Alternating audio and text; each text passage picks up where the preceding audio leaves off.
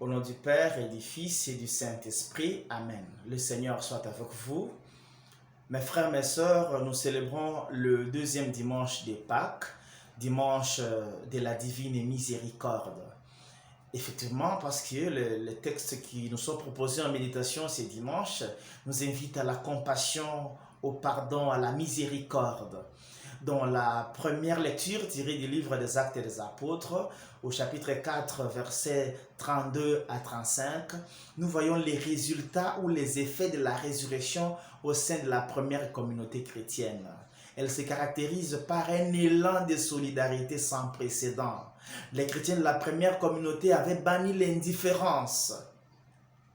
Ils étaient sensibles aux besoins des autres parce que la solidarité, c'est ce qui restaure notre monde pour qu'il soit sauvé. Ne pas être indifférent au manque, à la misère et à la souffrance de l'autre. Ils mettaient tout en commun. Que le Seigneur augmente en nous cet élan de solidarité qui nous invite à bannir l'indifférence. Dans la deuxième lecture, tirée de 1 Jean 5, 1 à 6, les disciples que Jésus aimait nous montrent qu'être vainqueur du monde, c'est croire que Jésus est le Fils de Dieu. Et croire que Jésus est le Fils de Dieu, c'est vivre les commandements d'amour. Et l'amour, c'est aussi savoir apprécier ou regarder la réalité du côté de l'autre. Si nous apprécions toute situation du côté de l'autre, nous allons vivre l'amour, nous serons semblables au Christ.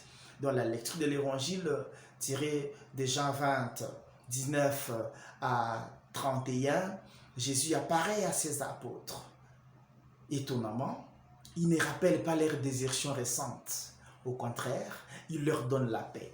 Il sait qu'ils sont tourmentés, ils sont dérangés. Il leur donne sa paix. Eh bien, nous avons besoin de cette paix dans notre société tumultueuse, pleine de problèmes, de situations qui nous accablent et qui nous privent la paix. Le Christ nous donne sa paix, la paix intérieure, le bien-être intégral qui évidemment se moque des tristesses de la vie présente. Et Jésus leur donne le pouvoir exclusif de Dieu, le pouvoir de pardonner les péchés, remettre les péchés. Ces pouvoirs, il a donné au camp des apôtres, et non pas à tous les disciples, aux apôtres. C'est là le fondement du sacrement de réconciliation. Parce que Jésus sait, Jésus comprend que l'homme n'est pas à réduire à son erreur, à son crime. Parce que le criminel est toujours plus grand que son crime. On ne peut pas réduire la personne humaine à ses erreurs. Parce que la personne humaine n'est pas qu'erreur. Et Jésus fait un cheminement de foi, un bref cheminement de foi avec Thomas. Thomas qui voulait une foi qui a des preuves. Jésus l'invite à avoir la foi sans chercher des preuves. Il dit, crois seulement, que le Seigneur augmente en nous cette foi-là, qui ne cherche pas des preuves. Parce qu'une foi qui court derrière les preuves et les signes, c'est de l'incrédulité.